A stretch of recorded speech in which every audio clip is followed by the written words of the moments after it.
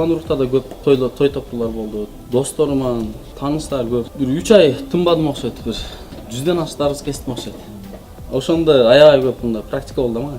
Түнү менен таң аткыча 15 саат кам күнүгө түнү отурат элем да, кесипчи.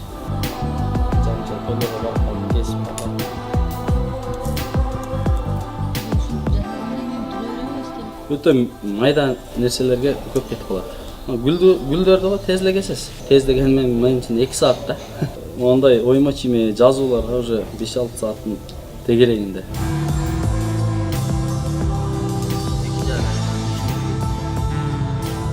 Эң основном ушул бычак иштейт да. Молор жок болсо деле өз менен деле кесе бересиз. Просто ишти тездетип жеңилдеткен чыгарган да. Основном мына бычак менен бардык функционал менен кылат да, ушул бычакча өзү. Эң керек бычак ушул болот. Скальпел сыяктуу курч.